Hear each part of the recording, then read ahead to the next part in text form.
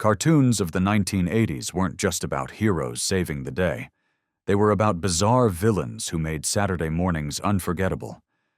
From skeletal sorcerers to pumpkin-headed creeps, the decade delivered bad guys so strange they were equal parts terrifying and hilarious. But why did kids love them so much? Maybe because the weirder the villain, the harder they stuck in your memory. Buckle up, because we're diving into the most outlandish rogues the 80s ever threw on screen: Skeletor, He-Man, and the Masters of the Universe. When you think of 80s villains, Skeletor's cackling voice and skull face come rushing back instantly. He was the self-proclaimed Lord of Snake Mountain, but half the time he was tripping over his own plans. His design alone was nightmare fuel for some kids: blue skin, yellow skull, hooded robes, and yet his endless failures made him strangely lovable. What made Skeletor truly weird was his mix of menace and clownish behavior. One moment he was firing bolts of dark energy, the next he was yelling insults like, "You muscle-bound buffoon," at his own minions. And those minions? Beastman, Evil Lyn, Trapjaw, each as bizarre as their boss. Skeletor was never the smartest sorcerer in Eternia, but his persistence made him dangerous. Every episode boiled down to the same obsession: storm Castle Grayskull and unlock its secrets. He never succeeded, of course, but the repetition became part of his charm. Kids didn't tune in to see He-Man flex his way to victory. They tuned in to watch Skeletor's latest ridiculous scheme collapse in flames. In a strange way, Skeletor was a teacher. He taught us that persistence, even in failure, can still make you unforgettable. And really, who else could lose every week and still walk away as one of the most iconic villains of all time? Mum-Ra, Thundercats. If Skeletor was weirdly funny, Mum-Ra was just plain terrifying. Imagine a decaying sorcerer who lived in a tomb, wrapped in bandages, whispering to ancient spirits of evil. That was your Saturday morning.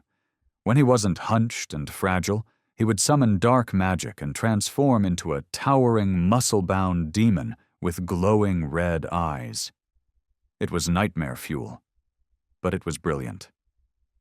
Mum-Ra's weirdness came from his double life. As a decrepit, muttering mummy, he seemed easy to beat.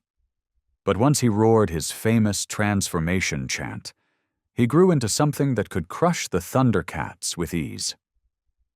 The show didn't just give kids a villain, it gave them the jump scare of their week. His motives were as obsessive as Skeletor's.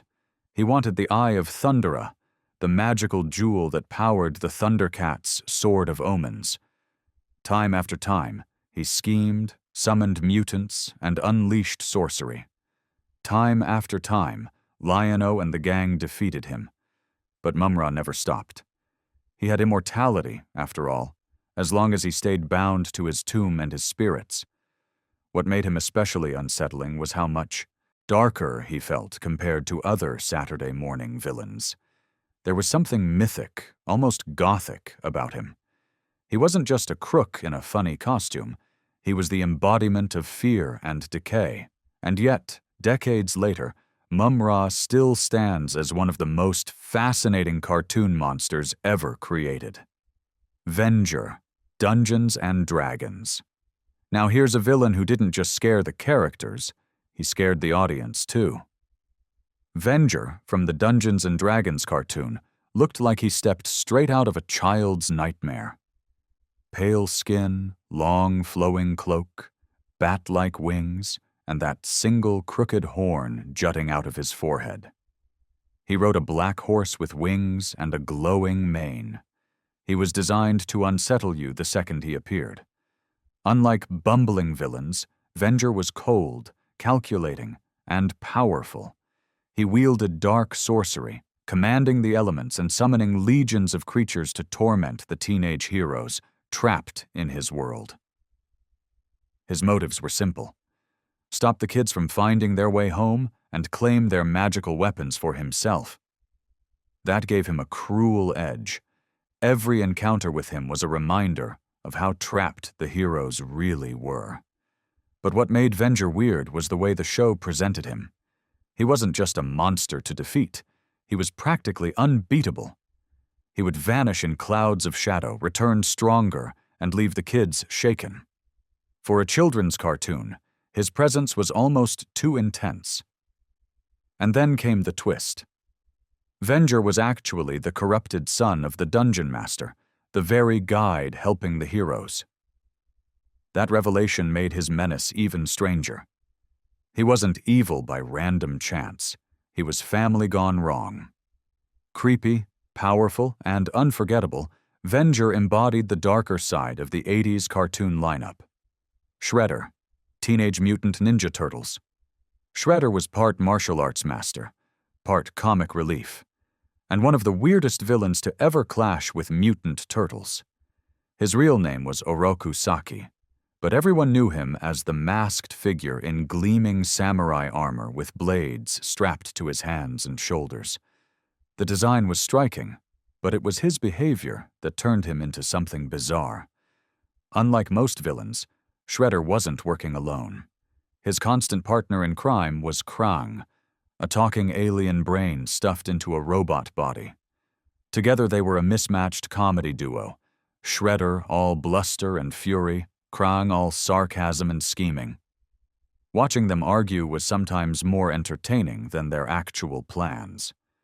But Shredder was no joke when it came to fighting. He led the Foot Clan, a ninja army, and went head-to-head with the Turtles in countless battles. His origin tied him back to Japan, where his rivalry with Splinter gave the story a personal edge. Yet, despite all his skills, he had a knack for losing in humiliating ways, often because of his own arrogance.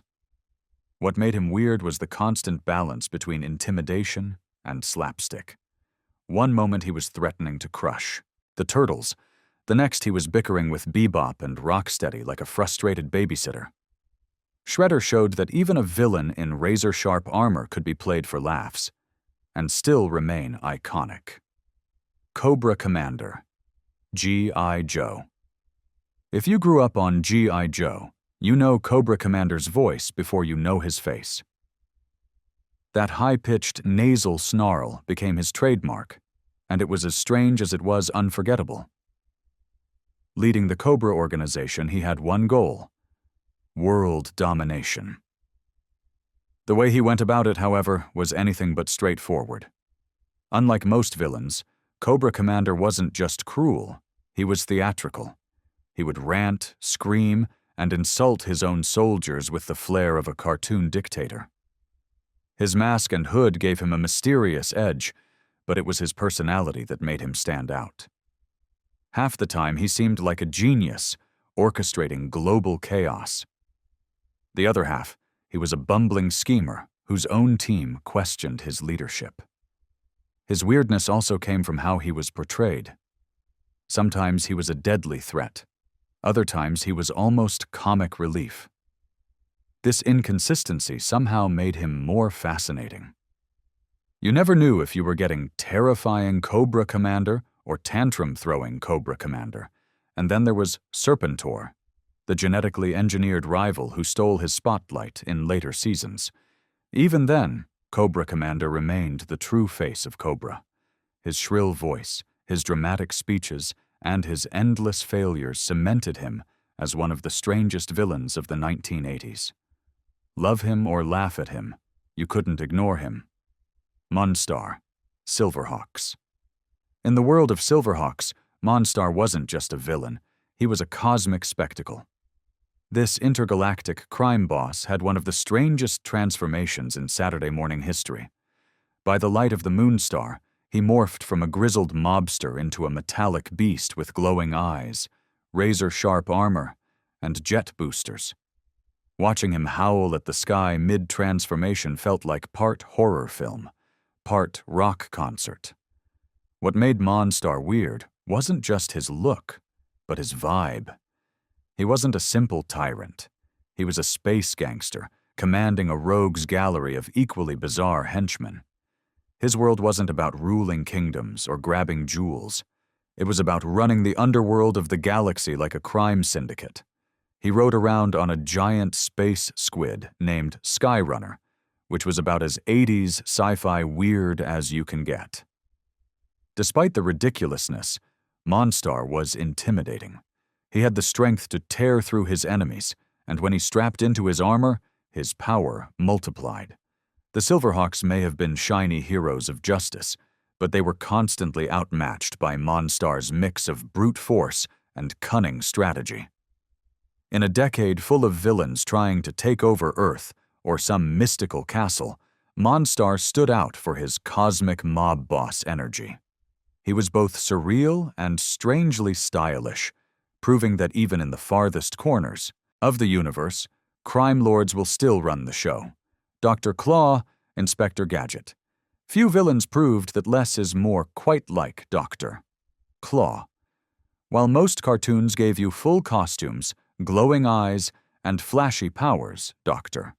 Claw gave you an arm. That's right, the entire villain was reduced to a gloved metal hand stroking a cat. And yet, he became one of the most iconic bad guys of the 80s. The brilliance of Dr. Claw's weirdness was the mystery. You never saw his face, only heard that deep, gravelly voice growl, "I'll get you next time, Gadget," as the camera pulled back. The mystery turned him into something far more menacing than the bumbling hero he chased. Kids could imagine the rest, and imagination was always scarier than reality. His plans were equally strange. Some were grand, taking control of cities or stealing priceless technology, while others felt oddly petty, like outsmarting a single clumsy detective. But what tied it all together was the presence of MAD, his evil organization. Even though his henchmen failed constantly, Dr. Claw never gave up. His persistence, combined with that hidden identity, made him unforgettable. The cat, of course, sealed the deal. Like a parody of spy movies, the feline sat purring as Dr. Claw threatened the world. The joke was obvious, but it worked. He was funny, scary, and mysterious all at once. For kids, Dr. Claw was the perfect what-if villain, always out of reach, always plotting, and always one step away from finally catching Gadget. Hordak, She-Ra, Princess of Power. If Skeletor was strange, his former mentor, Hordak, was even stranger. Imagine a pale-skinned warlord with crimson eyes who could transform his limbs into cannons, drills, or bizarre machines. Half sorcerer, half science experiment, Hordak blurred the line between fantasy and technology in a way no other villain did. Hordak led the evil Horde, a terrifying army of robotic soldiers and monstrous beasts. Unlike Skeletor's bumbling gang, Hordak's minions were disciplined and ruthless, making him feel like a true military commander. His symbol, stamped on his troops, turned him into a brand of evil. Everywhere you looked in Etheria, his presence loomed large. What made Hordak weird was his personality. He was Skeletor's teacher, yet he ended up betrayed by his own pupil. That history gave him a bitterness that fueled his obsession with power. And unlike other villains, Hordak combined dark sorcery with bizarre science. One moment he was casting spells, the next he was turning his arm into a cannon. It was as if the creators couldn't decide if he should be a wizard or a cyborg, so they made him both. Despite his bizarre design, Hordak was no pushover. He genuinely pushed She-Ra to her limits and gave the rebellion their toughest battles. He might not have reached Skeletor's pop culture fame, but in terms of sheer strangeness, Hordak was in a league of his own. Krang, Teenage Mutant Ninja Turtles. When you picture villains, you expect cloaks, armor, maybe a terrifying mask. What you don't expect is a talking pink brain inside a robot's stomach. That's Krang. Arguably the weirdest villain in all of 80s cartoons, Krang redefined what strange could look like on a Saturday morning. Krang came from Dimension X, a warlord exiled from his home world. Stripped of his body, he was forced to live as a squishy, tentacled brain. To function, he relied on a hulking robot suit, complete with suspenders. The image alone was equal parts disturbing and hilarious. Kids either laughed or hid behind the couch. His partnership with Shredder made him even stranger. While Shredder fumed with martial arts fury, Krang schemed with his nasal, mocking voice, often criticizing Shredder's failures. Their odd couple dynamic turned episodes into bizarre comedy dramas, with the alien brain often coming off as the smarter of the two. Krang's goals were always grand, returning to Dimension X, ruling Earth, building armies of robots. But his methods were unpredictable, and his appearance ensured he was never forgotten. He wasn't just weird by design, he was weird by personality, too. Arrogant, whiny, and utterly convinced he was superior to everyone.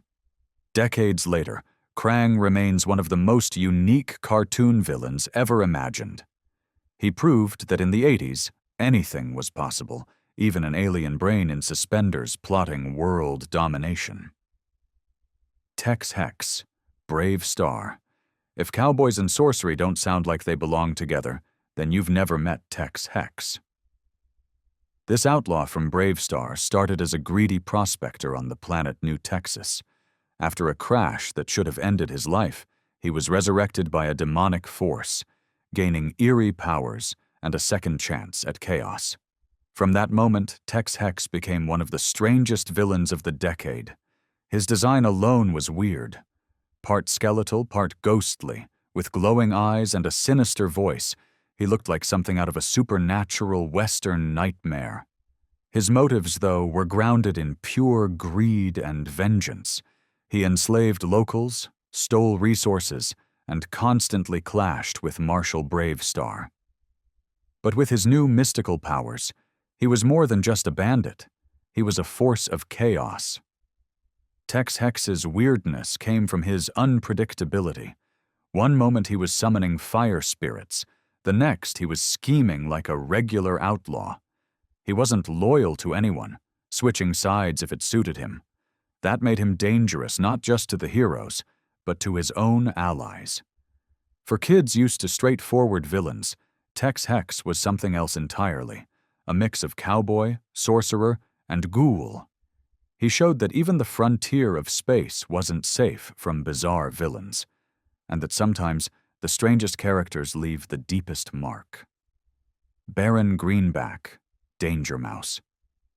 Cartoon villains didn't get much stranger than Baron Greenback, the rotund, power-hungry toad who tormented Danger Mouse. Dressed in a flashy purple suit with gold buttons, Greenback looked less like a global threat and more like someone who wandered out of a children's book. Yet, beneath the comical exterior was a megalomaniac obsessed with conquering the world. What made Baron Greenback so weird was his combination of absurdity and menace. He genuinely believed he was destined to rule humanity, often coming up with plans that mixed outrageous comedy with startling cruelty. From releasing viruses across the globe to trying to poison water supplies, his schemes were bigger than his cartoonish design suggested. And unlike some bumbling villains, Greenback had a serious streak of persistence. Every time he failed, he came back louder and angrier. His voice added another layer of strangeness. Raspy, wheezy, and drawn out, it gave the impression that this ridiculous-looking toad could actually command fear. Paired with his constant outbursts and strange sense of grandeur, Baron Greenback was as unpredictable as he was ridiculous. What sealed his weird legacy was his belief that animals like himself were superior to humans. That arrogance gave his schemes a bizarre logic, as if he was rewriting the natural order with every plan. Danger Mouse and Penfold always stopped him, of course, but audiences never forgot his wild claims, dramatic speeches, and over-the-top antics. Greenback wasn't just a villain. He was a bizarre mix of comic parody and genuine threat. The boogeyman, the real Ghostbusters. Few 80s villains managed to scare children as much as the boogeyman from the real Ghostbusters. This wasn't the playful monster under the bed. This was a towering, sharp-toothed figure with a huge head and twisted features who stepped straight out of childhood nightmares. For kids watching, his appearances were unforgettable. The boogeyman's weirdness came from his unique powers. Unlike other ghosts, he wasn't just haunting random buildings. He traveled through children's closets, using them as doorways to invade the real world. That alone made him terrifying, because it tapped into a universal childhood fear. Imagine watching Saturday morning cartoons and realizing the villain could, in theory, walk out of your closet at any moment. He fed on fear, growing stronger the more children trembled before him. That made every encounter with the Ghostbusters more dangerous, because scaring kids wasn't just fun for him, it was his fuel. He even had a personal connection to Egon, one of the Ghostbusters, who had been terrified by him as a child. That backstory made him feel far more personal than the average villain of the week. What made him so memorable was how dark he felt for a kid's cartoon. The show played him seriously, leaning into his eerie design and sinister motives. While most villains were defeated with gadgets and jokes, the boogeyman left a lingering unease. He was weird not just for how he looked, but for how close he came to real childhood fears. Samhain, the real Ghostbusters. If the boogeyman was unsettling, Samhain turned it up another level. Known as the spirit of Halloween itself, Samhain appeared as a cloaked figure with glowing eyes and a massive pumpkin head. He wanted one simple thing: to make Halloween last forever. As far as cartoon motives go, that's both hilarious and incredibly strange. His weirdness wasn't just about his appearance, it was about his powers. Samhain could manipulate time itself, freezing the calendar to extend Halloween night endlessly. He commanded an army of ghosts and dark creatures, unleashing them to wreak havoc on New York whenever he returned. For a villain tied to one holiday, he carried an enormous amount of power. What made Samhain stand out was how seriously the show treated him. The real Ghostbusters didn't play him as a joke. They gave him an aura of menace, complete with creepy music and dramatic entrances. He was framed as an ancient entity, not just another goofy monster of the week. That gave him a strange weight, as though the spirit of Halloween itself had come alive. Of course, his desire to trap the world in an endless night was more than a little odd. Most villains wanted riches or power. Samhain wanted pumpkins, costumes, and fear on repeat. It was both absurd and oddly fitting, making him one of the strangest antagonists of the entire series. Gargamel, the Smurfs. When it comes to weird obsessions, nobody tops Gargamel. This scraggly, hunched wizard devoted his life to capturing tiny blue creatures who lived peacefully in mushroom houses. Why?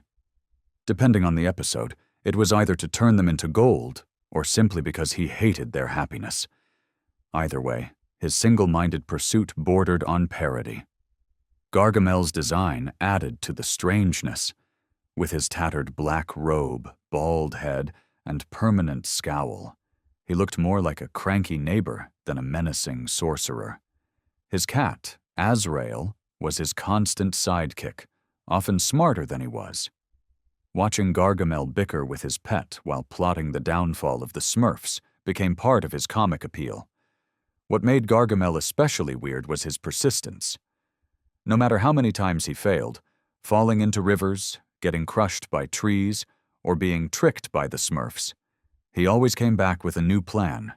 His obsession grew so extreme that he sometimes forgot why he even hated them in the first place. It became less about gold and more about pure fixation. For kids, Gargamel was equal parts threat and punchline.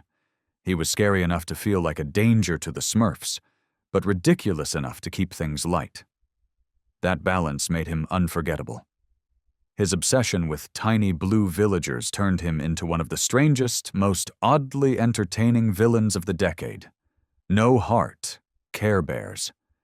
The Care Bears may have been pastel-colored icons of kindness, but their villain, No Heart, was pure darkness. Cloaked, grim-faced, and armed with sorcery, he wasn't after riches or even revenge. He wanted to erase caring from the world entirely. That motive alone made him one of the weirdest cartoon villains of the 1980s. No Heart's weirdness came from how over-the-top he was compared to his colorful foes. While the Care Bears spread joy with rainbows and laughter, No Heart lived in a gloomy castle and plotted with storms and shadows. He had the power to shapeshift into animals, conjure dark magic, and command his bumbling niece and minions to carry out his schemes. The contrast was startling. He looked like he belonged in a gothic horror series, yet he was stuck in a show about smiling bears. His personality sealed the deal. He was short-tempered, dramatic, and constantly raging at his failures.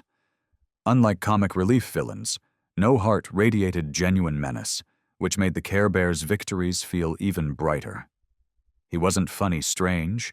He was weird because of how out of place his dark energy felt in such a cheerful world. No Heart proved that even the gentlest cartoons of the 80s needed an edge of weirdness. And in his case, he became the perfect foil, a brooding shadow to highlight the Care Bears' endless light. So, what do all these bizarre villains have in common? They were strange, ridiculous, sometimes terrifying, but they stuck with us. The 1980s didn't just give us heroes, it gave us villains who rewrote the rules of weird. From brains in robot suits to pumpkin-headed spirits, they made Saturday mornings unforgettable. Which of these villains haunted your childhood or made you laugh the hardest? Drop your pick in the comments, don't forget to subscribe, and get ready, because the next deep dive into cartoon history is just around the corner.